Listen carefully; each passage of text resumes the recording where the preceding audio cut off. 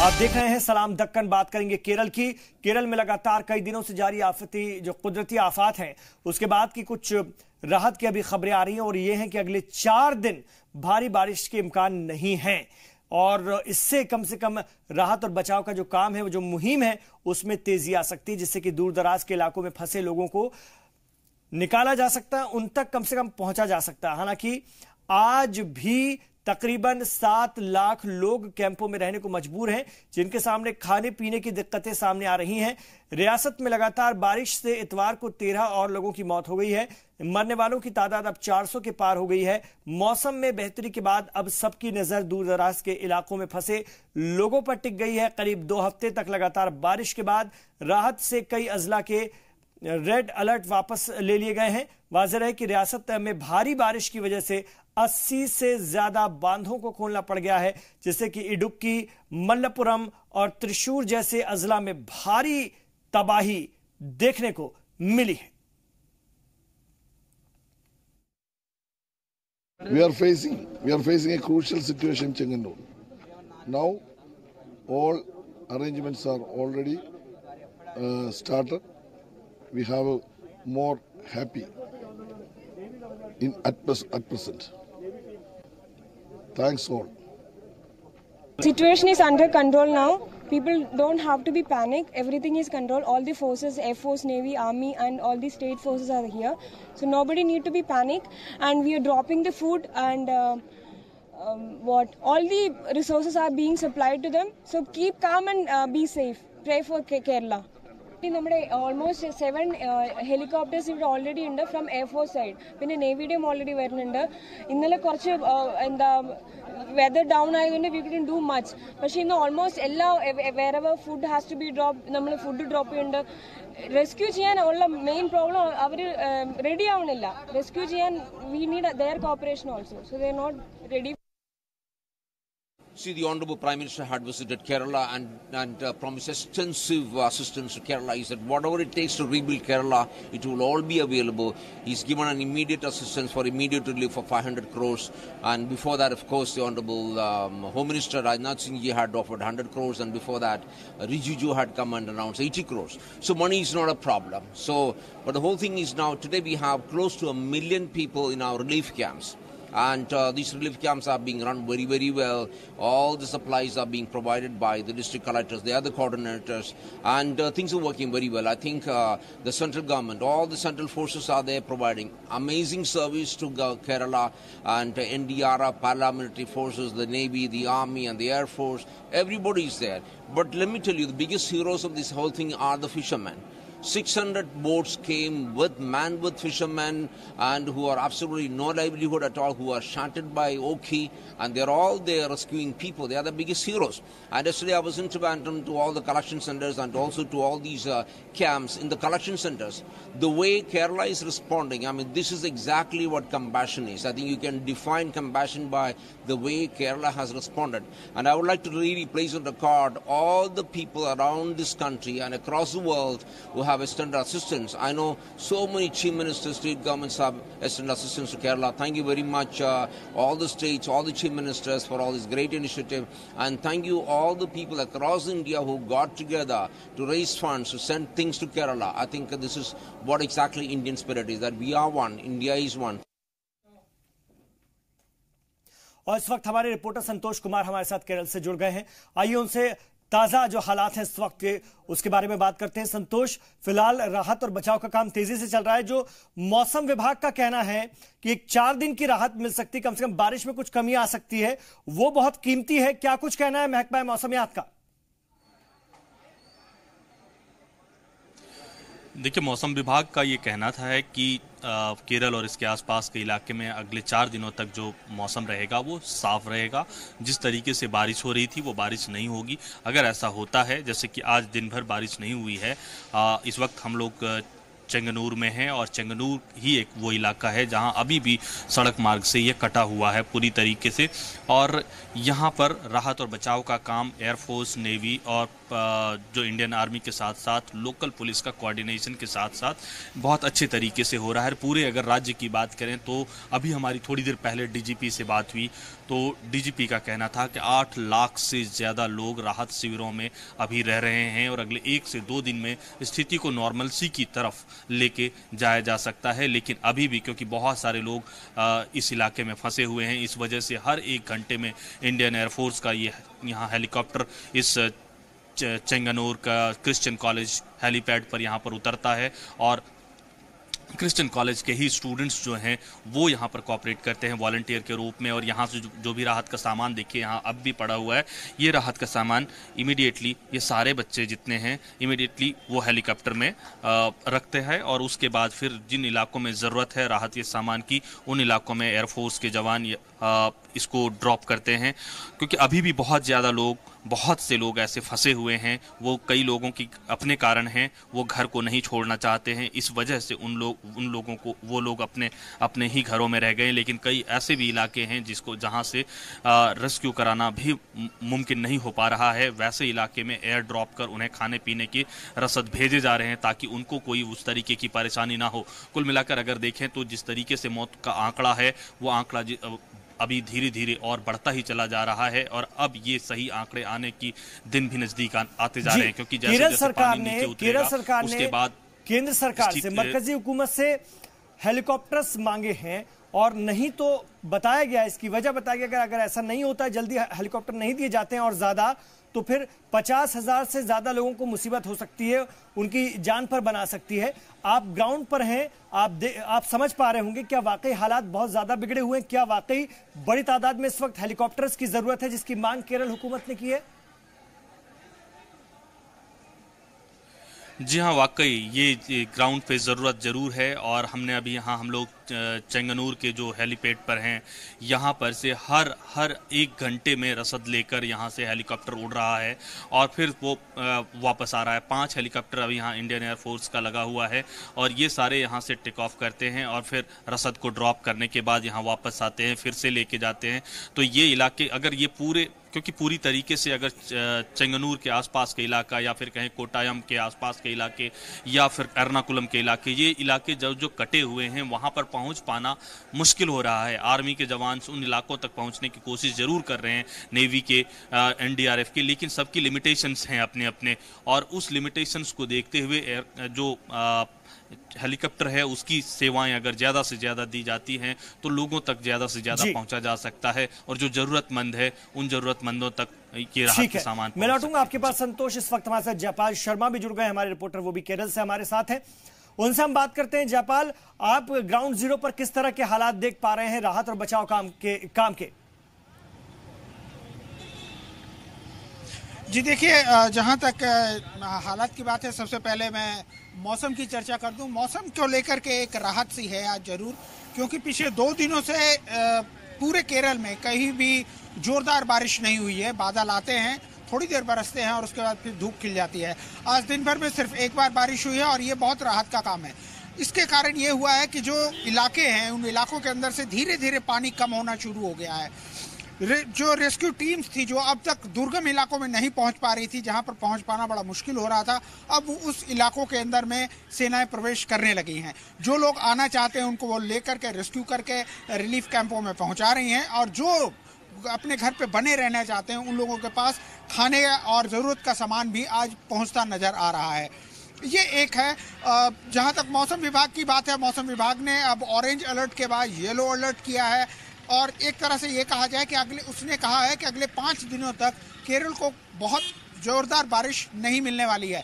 लेकिन राज्य सरकार ने इसको सिर्फ एक मौसम विभाग की जानकारी के तौर पे लिया है। उसने अपने तमाम जिलाधिकारियों को इस बात के निर्देश दिए हैं कि वो पूरी तरह से अलर्ट पे रहें और किसी तरह का कोई रिस्क नहीं ले, अपनी तैयारी पूरी रखें और जिस तरह से रेस्क्यू का काम चल रहा है, जिस तरह से रिलीफ का काम चल रहा है, वो जारी रहना चाहिए।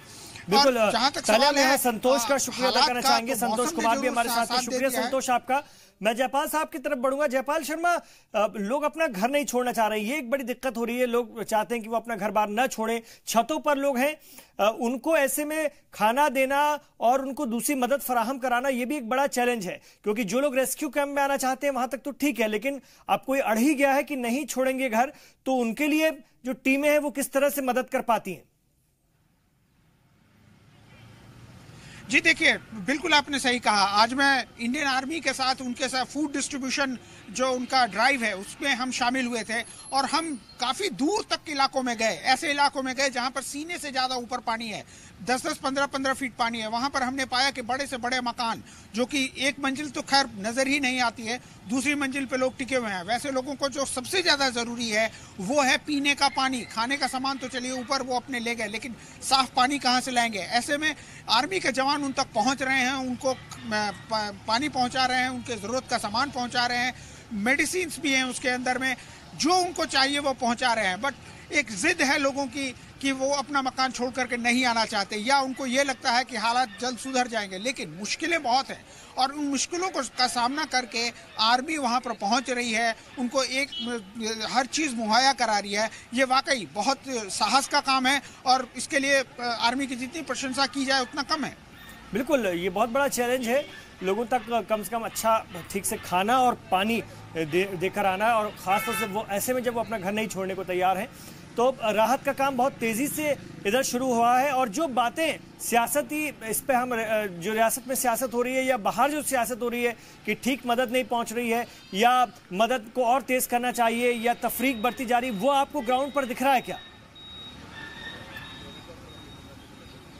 जी देखिए, इसमें कहीं कोई दो मत नहीं है कि इस वक्त पूरे केरल के अंदर में 7 लाख से ज़्यादा लोग इससे प्रभावित हैं और अभी जो हमारे पास आंकड़े हैं उसके मुताबिक 5,000 से ज़्यादा रिलीफ कैंप बन गए हैं। तो ऐसे में जब इतनी बड़ी आबादी है और जो लोगों के पास राहत की सामग्री पहुंचाई जा रही है, यह सामग्री रिलीफ कैंपों में पहुंचती है, लोगों की ज़रूरतें ज़्यादा हैं और इसी में डिस्ट्रीब्यूशन हो रहा है। ऐसा नहीं है कि उनको सामान नहीं मिल रहा है, लेकिन वो जितनी मात्रा में चाह रहे हैं वो नहीं मिल रहा है। जाहिर सी बात है, इतनी ज़्यादा उपलब्ध कराना भी थोड़ा मुश्किल का काम है, लेकिन फिर भी सरकार की ओर से, डिफरेंट एनजीओज की ओर से और अब तो अलग अलग प्रदेशों की ओर से भी राहत की सामग्रियां पहुंचने लग गई हैं और राज्य सरकार को मदद भी दी जा रही है। हालात मुश्किल हैं, लेकिन मेरे को लगता है कि इन हालातों में किसी तरह की सियासत ना करते हुए हाथ से हाथ मिला करके केरल का राज्य जो है उसको ऊपर लाने की जरूरत है। शुक्रिया जयपाल शर्मा आपका इस पूरी जानकारी के लिए। ग्राउंड जीरो से हमारे रिपोर्टर्स लगातार बने हुए हैं केरल में और आपको पल पल की अपडेट दे रहे हैं। एक छोटा सा वक्फा हम यहां पर ले रहे हैं, लौट रहे हैं सलाम दक्कन में जुनूब की और भी खबरों के साथ।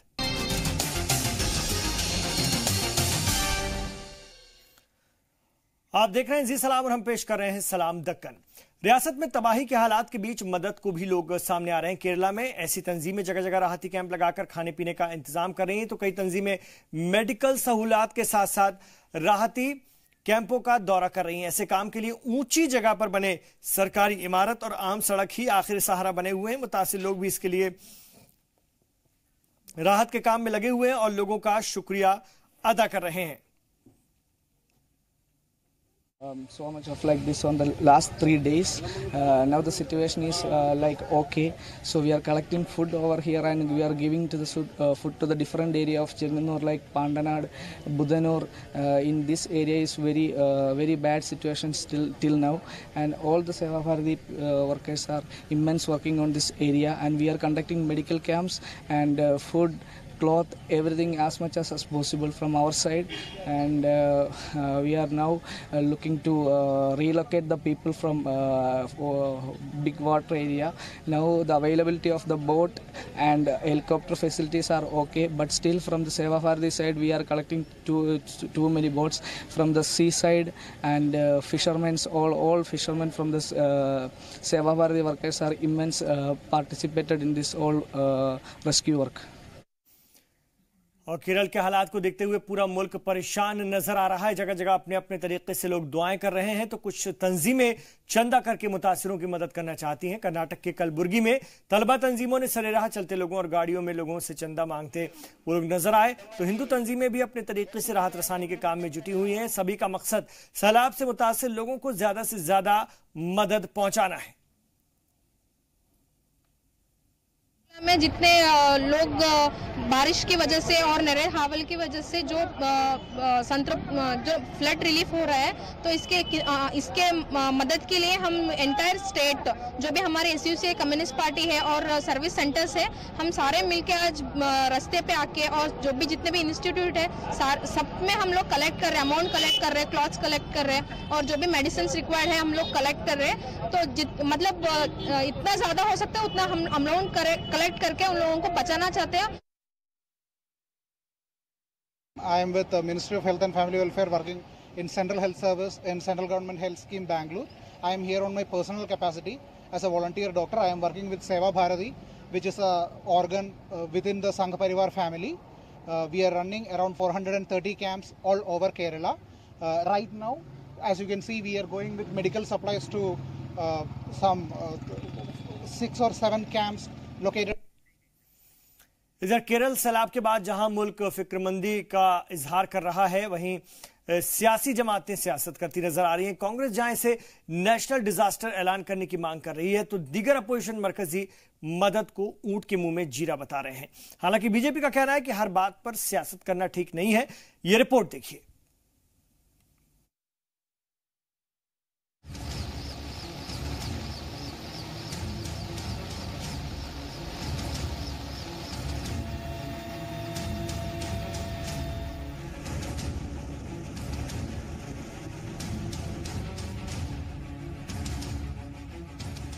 केरल में परेशानी यकीनन बहुत बढ़ गई है।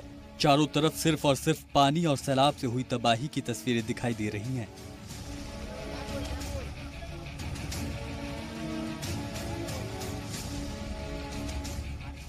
गुज़िश्ता 12 दिनों में 210 लोगों की मौत हो चुकी है, लेकिन फौज, एनडीआरएफ, एयरफोर्स और नेवी गरुड़ कमांडो के जाबाज जवानों के हौसले न सिर्फ जिंदगियों को बचाने का काम कर रहे हैं, बल्कि लोगों को ये पैगाम भी दे रहे हैं कि आप घबराइए मत, आप जहां कहीं भी होंगे आपको बचा लिया जाएगा।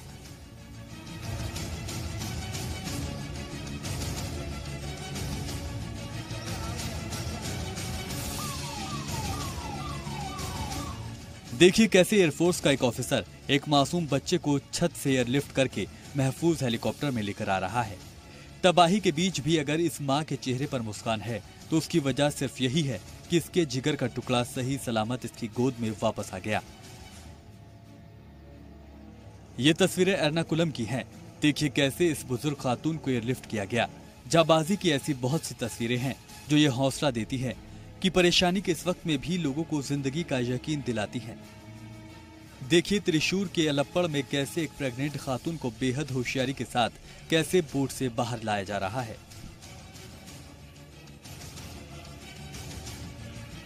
जो खुद अपना ख्याल रख सकते हैं वो तो फिर भी किसी तरह जूझ रहे हैं, लेकिन जिन बुजुर्गों के जिस्म में ताकत नहीं बची उनके लिए परेशानी और बड़ी है।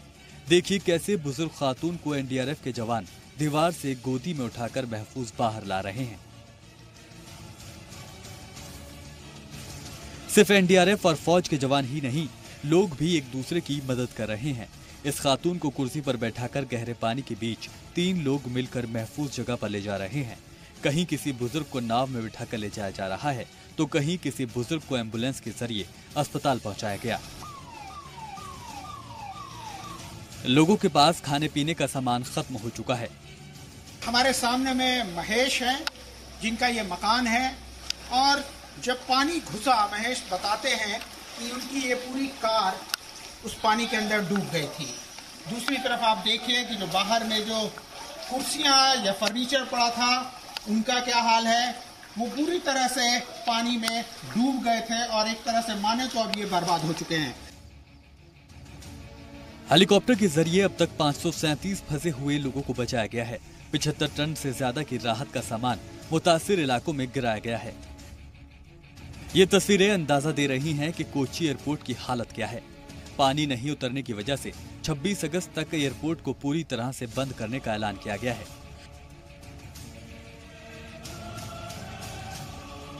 ये केरल में अलापुझा की खतरनाक तस्वीरें हैं। गांव के गांव डूबे हैं, सड़कों पर सिर्फ सैलाब दिखाई दिया, मकान जलमग्न हैं, घरों में बाढ़ का पानी घुस चुका है, घरों में रखा सामान बर्बाद हो गया है। कोची में सिख तबके के लोग गुरुद्वारे के अंदर सैलाब मुतासिर लोगों के लिए खाना बना रहे हैं। पिछले 3 दिनों से लगातार जरूरतमंदों को खाना खिलाया जा रहा है। केरल में सैलाब की तबाही से लोगों को बचाने के लिए पूरे मुल्क से मदद पहुंच रही है। इसी ट्रेन में 7 लाख लीटर पीने का पानी है, जिससे तबाही में फंसे लोगों को जिंदगी मिलेगी। रेलवे ने पुणे से केरल के लिए ये वाटर ट्रेन भेजी है। केरल के सुंदर शहर कोझिकोड में भी हर तरफ बर्बादी का मंजर है। चारों तरफ पानी ही पानी, कारें पानी में डूबी हुई हैं, घरों के सामने नाव चल रही है। केरल के संकट की हर तस्वीर डरा देने वाली है, लेकिन हौसले की तस्वीर उस डर से जीतने का भरोसा भी देती है। केरल से जयपाल शर्मा के साथ ब्यूरो रिपोर्ट, जी मीडिया। तो इन तमाम खबरों पर हमारी नजर बनी हुई है। आप देखते रहिए जी सलाम।